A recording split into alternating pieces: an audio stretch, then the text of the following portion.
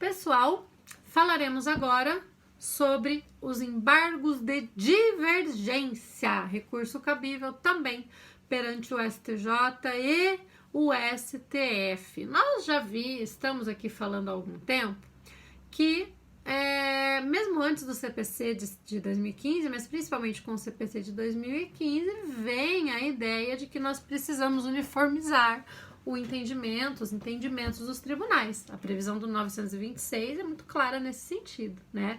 A ideia de que o entendimento acerca de uma mesma questão de direito federal ou constitucional tem que ser o mesmo. Por questões de segurança, previsibilidade, isonomia, enfim, tudo aquilo, coerência, tudo aquilo que nós já vimos no estudo dos precedentes, tá? Agora, imaginem que se justifica a ideia de que os tribunais de segundo grau devem respeitar os precedentes do STJ e do STF, os juízes de primeiro grau devem respeitar os precedentes também dos tribunais superiores, naquela ideia de eficácia vertical do precedente, quem dirá órgãos de um mesmo tribunal. Órgãos de um mesmo tribunal têm que ter também coerência nas suas decisões. Então, não é admissível que os órgãos de um mesmo tribunal possuam entendimentos diferentes acerca de uma mesma questão de direito. Nós já falamos sobre isso, pessoal, quando estudamos o IAC.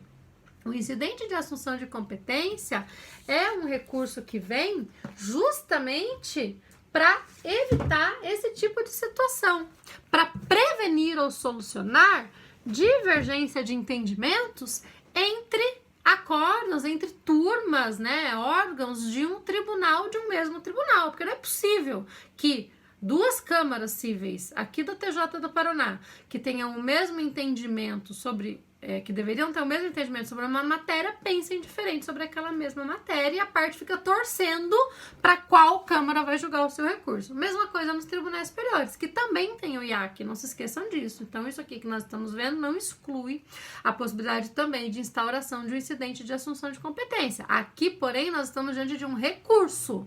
Então, os embargos de divergência são um recurso que a parte pode manejar quando ela identificar que o acórdão do caso dela, o acórdão recorrido, apresenta um entendimento divergente quanto àquela questão de direito de um outro órgão do mesmo tribunal.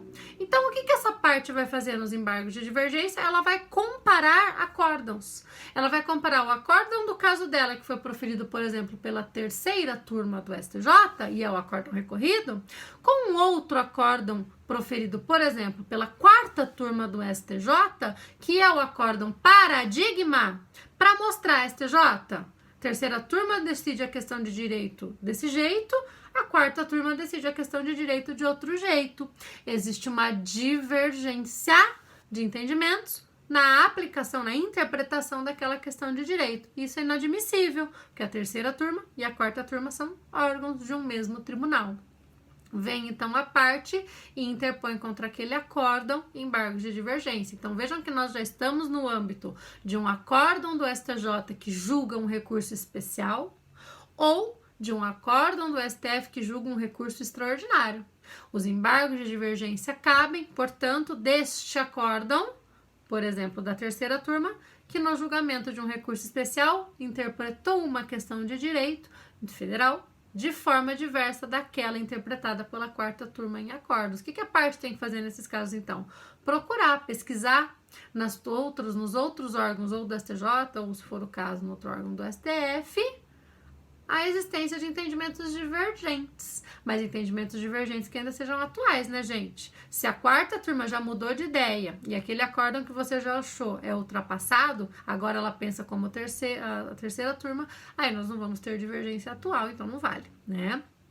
Essa é a ideia dos embargos de divergência, portanto, solucionar a divergência entre órgãos do STJ ou do STF na interpretação de uma questão de direito federal ou de uma questão de direito constitucional, ok? O cabimento dos embargos de divergência vão aparecer ali no artigo 1043 do CPC.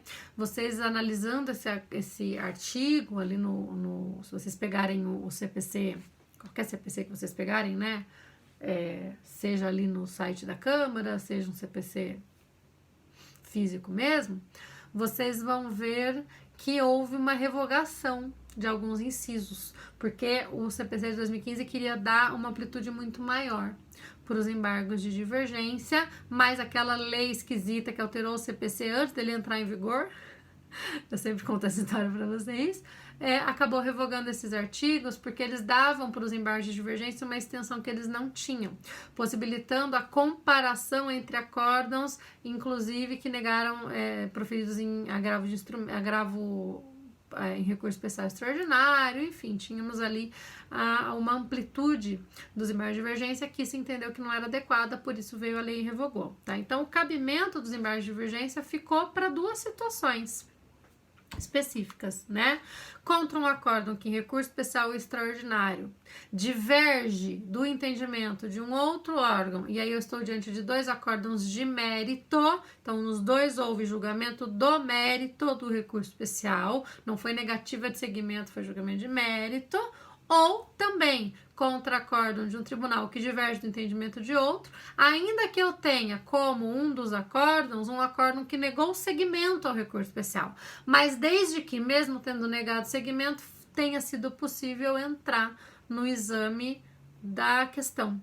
Então, é possível verificar a interpretação divergente, ok? Naquele sentido. Isso acontece muito em acórdãos do STJ. Mesmo acórdãos que negam segmento a recurso especial, a depender do motivo da negativa de segmento, acabam por examinar a questão, tá? Então, nessas situações, é possível o cabimento também de embargos de divergência. A súmula 83, por exemplo, do STJ, enseja esse tipo de julgamento, né? Nega-se segmento pela aplicação da súmula 83, mas para aplicar a súmula 83 tem que se dizer que a interpretação foi correta, porque foi no sentido da interpretação do STJ. Isso já é olhar para a questão, né? É mais do que dizer simplesmente que o recurso é intempestivo, por exemplo, tá?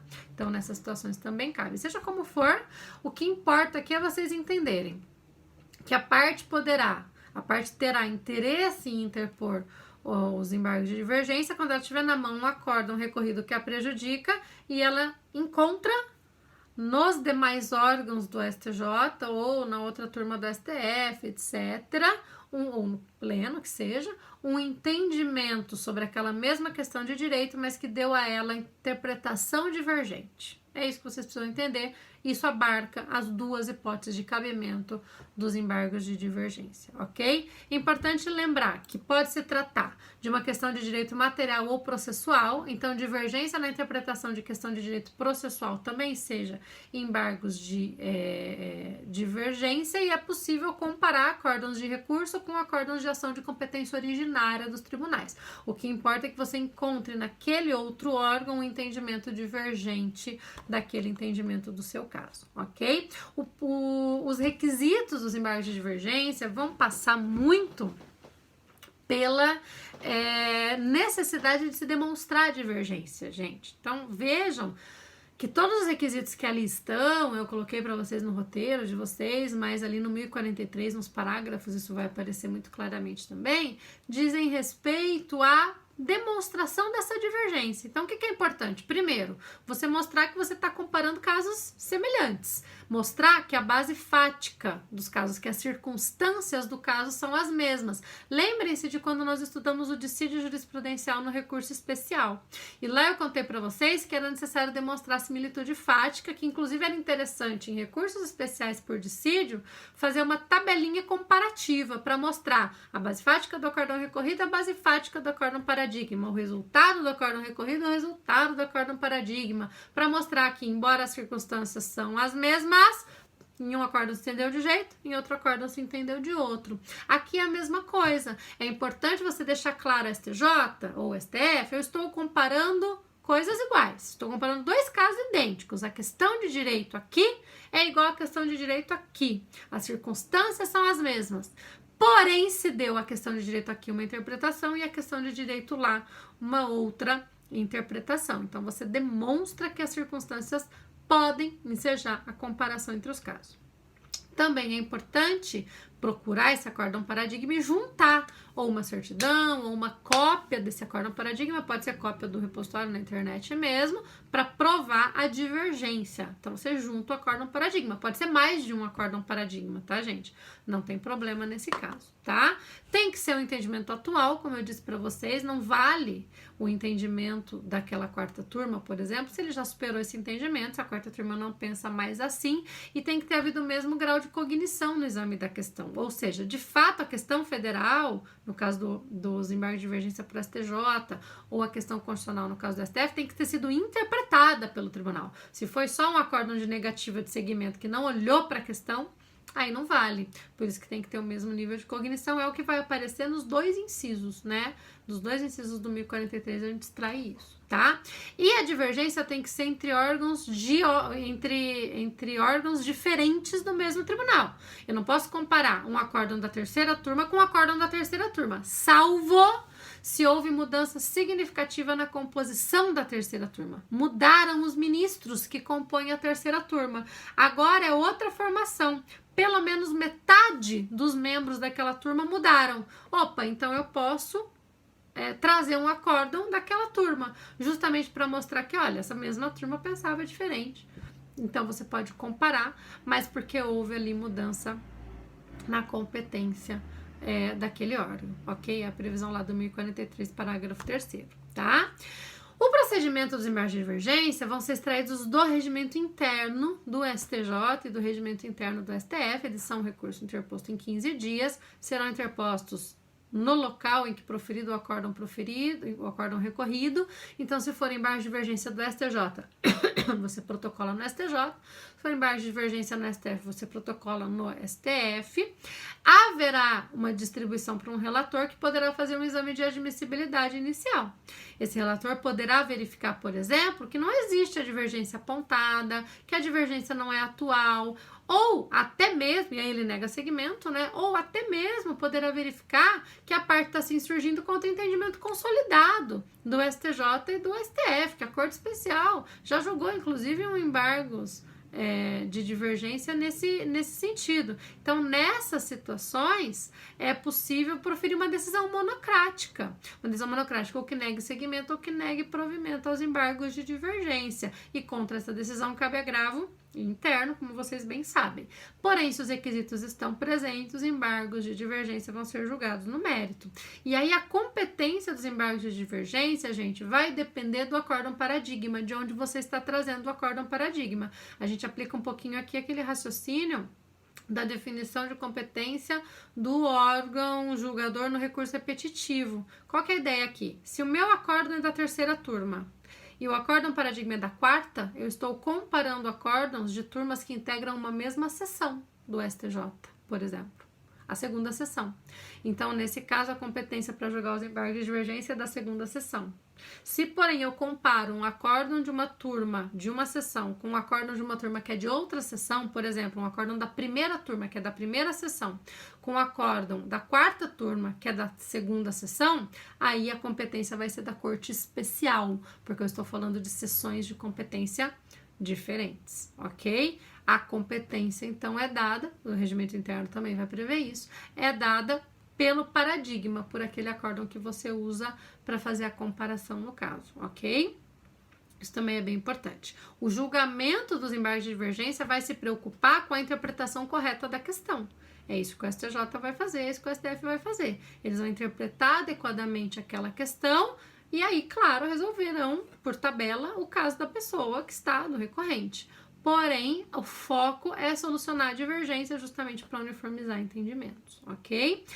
E do acórdão dos embargos de divergência no STJ, também é possível interpor recurso extraordinário para o STF. Veja que o recurso extraordinário para o STF, nós já vimos isso, já caberia do acórdão do recurso especial no STJ. Já seria possível fazer esse recurso extraordinário. Porém, é possível fazer primeiro os embargos de divergência que interrompem o prazo para o extraordinário. E aí, depois dos embargos de divergência, a parte pode fazer extraordinário, inclusive do acórdão do RESP.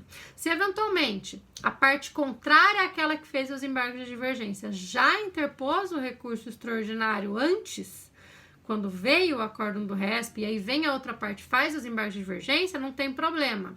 Quando forem julgados os embargos de divergência, aquele recurso extraordinário vai ter o seu trâmite. Se houver alguma modificação no acórdão em razão dos embargos de divergência, é possível complementar aquele recurso extraordinário, senão ele segue independentemente de ratificação, ok?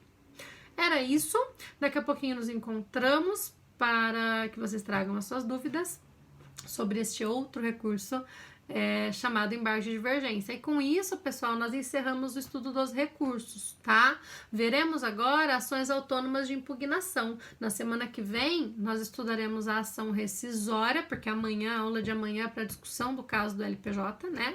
Então, semana que vem, nós analisaremos a ação rescisória e aí extra, porque isso não está no programa de vocês, mas eu vou falar disso para vocês, nós vamos estudar também a reclamação constitucional. Eu vou fazer um vídeo para vocês para falar da reclamação, que é uma ação muito importante. Depois, lá em processo constitucional, né, em jurisdição constitucional, para quem for fazer, vocês acabam estudando isso também. Mas é importante darmos uma olhadinha na reclamação aqui, ok? Mas aí já estamos falando de ações autônomas de impugnação e não mais de recurso. Até daqui a pouco, tragam as dúvidas, um beijo para vocês.